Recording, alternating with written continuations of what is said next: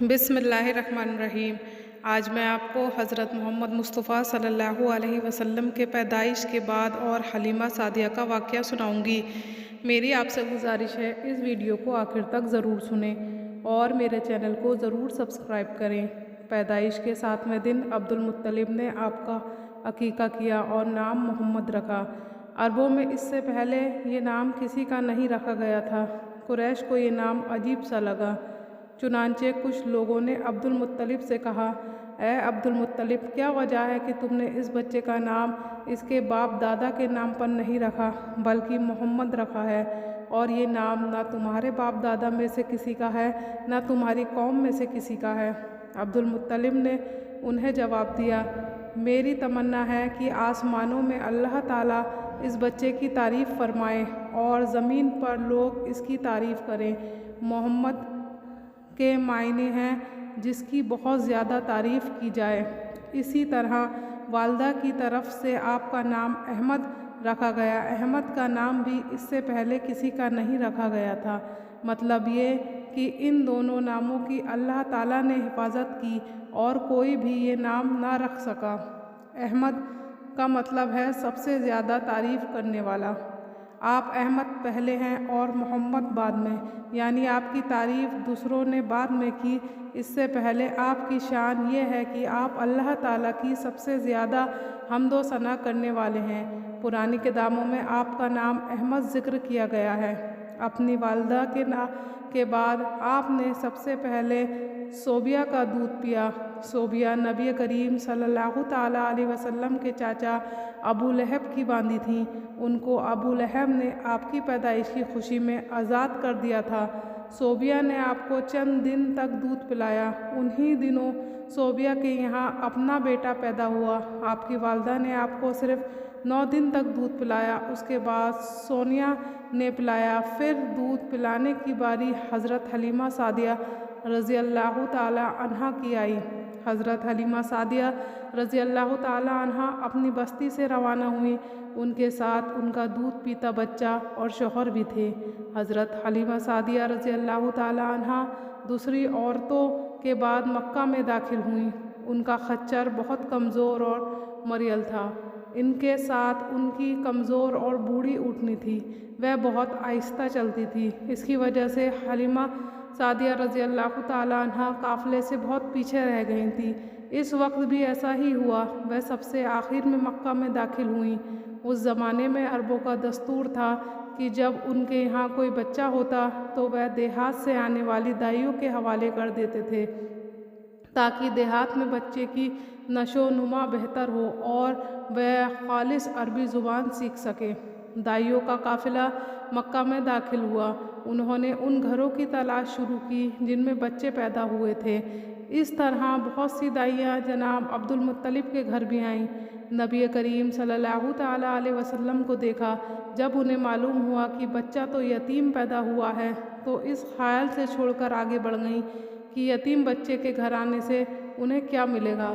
اس طرح دائیاں آتی رہیں جاتی رہیں، کسی نے آپ کو دودھ پلانا منظور نہ کیا، اور کرتی بھی کیسے؟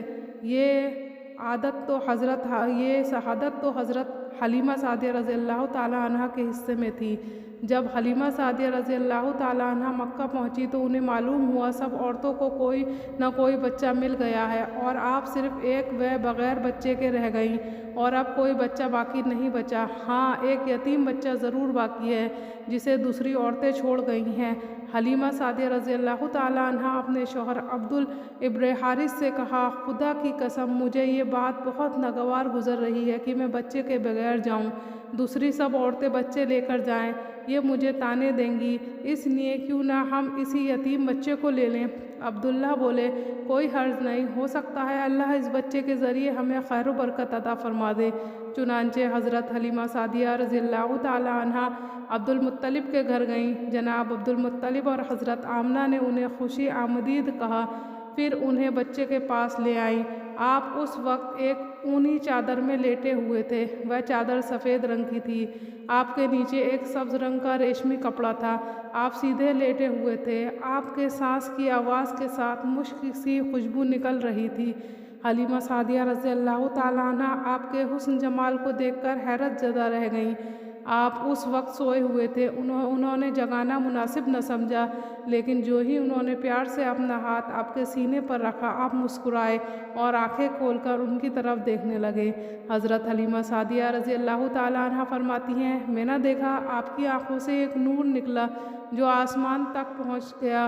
میں نے آپ کو گود میں اٹھا کر آپ کی دونوں آنکھوں کے درمیان جگہ پر پیار کیا۔ پھر میں نے آپ کی والدہ اور عبد المطلب سے اجازت چاہی، بچے کے لیے قافلے میں آئی۔ میں نے آپ کو دودھ پلانے کے لیے گود میں لیا تو آپ دائیں طرف سے دودھ پینے لگے۔ پہلے میں نے بائیں طرف سے دودھ پلانا چاہا، لیکن آپ نے اس طرف سے دودھ نہ پیا۔ دائیں طرف سے آپ فوراً دودھ پینے لگے۔ بعد میں بھی آپ کی یہی عادت رہی، آپ صرف دائیں طرف سے دودھ پیتے رہے، بائیں طرف سے میرا بچہ دودھ پیتا رہا۔ پھر قافلہ روانہ ہوا۔ حلیمہ سعدیہ رضی اللہ تعالیٰ عنہ فرماتی ہیں، میں اپنے خچر پر سوار ہوئی، آپ کو ساتھ لے لیا۔ اب تو ہمارا خچر چلا تو اس قدر تیز چلا کہ اس نے قافلے کی سواریوں کو پیچھے چھوڑ دیا۔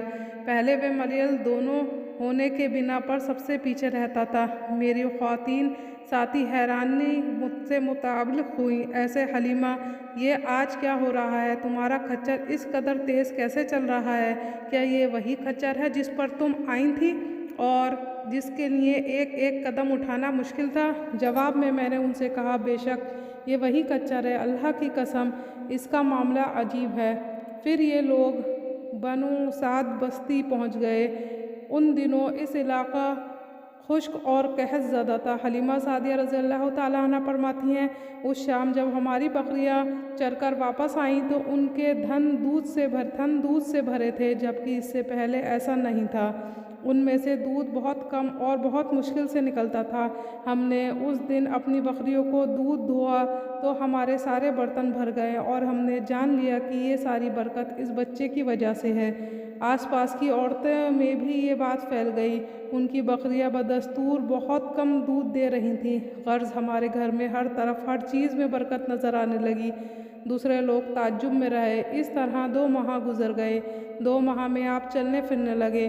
آپ 8 ماہ کے ہوئے تو باتیں کرنے لگے اور آپ کی باتیں سمجھ میں آتی تھیں۔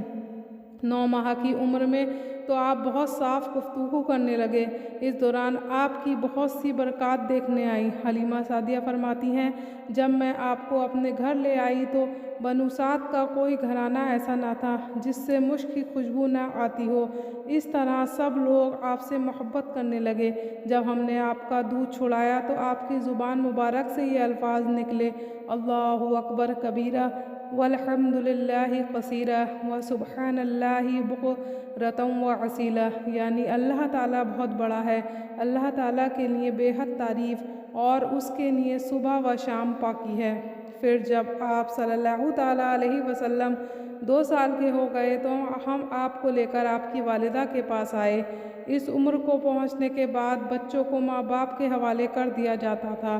ادھر ہم آپ کی برکات دیکھ چکے تھے اور ہماری آرزو تھی کہ ابھی آپ کچھ اور مدت ہمارے پاس رہیں۔ چنانچہ ہم نے اس بارے میں آپ کی والدہ سے بات کی اور ان سے یوں کہا، آپ ہمیں اجازت دے دیجئے کہ ہم 1 اور سال اس بچے کو اپنے پاس رکھیں۔ ڈرتی ہوں کہیں اس پر مکہ اور آب و ہوا کا اثر نہ ہو جائے۔ جب ہم نے ان سے بار بار کہا تو حضرت آمنہ مان گئیں اور ہم نے آپ کو پھر اپنے گھر لے آئے۔ جب آپ کچھ بڑے ہو گئے تو باہر نکل کر بچوں کو دیکھتے تھے، وہ آپ کو کھیلتے نظر آتے تھے اور آپ ان کے نزدیک نہ جاتے تھے۔ ایک روز آپ نے مجھ سے پوچھا، امی جان کیا بات ہے، دن میں میرا کوئی بھائی بہن نظر نہیں آتے؟ آپ اپنے دودھ شریف بھائی عبداللہ اور بہنوں انیسہ اور شیمہ کے بارے میں پوچھ رہے تھے۔ حلیمہ سعدیہ رضی اللہ تعالیٰ عنہ فرماتی ہیں، میں نے آپ کو بتایا وہ صبح سویرے بکریاں چرانے جاتے ہیں، شام کے بعد گھر آتے ہیں۔ یہ جان کر آپ نے فرمایا، تب مجھے بھی ان کے ساتھ بھیج دیا کریں۔ اس کے بعد آپ نے اپنے بھائی بہنوں کے ساتھ جانے لگے۔ آپ خوشی خوشی جاتے اور واپس آتے۔ ایسے میں ایک دن میرے بچے خوف زدہ انداز میں دوڑتے ہوئے نظر آئے اور گھبرا کر بولے، امی جان جلدی چلیے ورنہ محمد صلی اللہ تعالیٰ علیہ وسلم ختم ہو جائیں گے۔ یہ سن کر ہمارے تو ہوش اڑ گئے، دوڑ کر وہاں پہنچے۔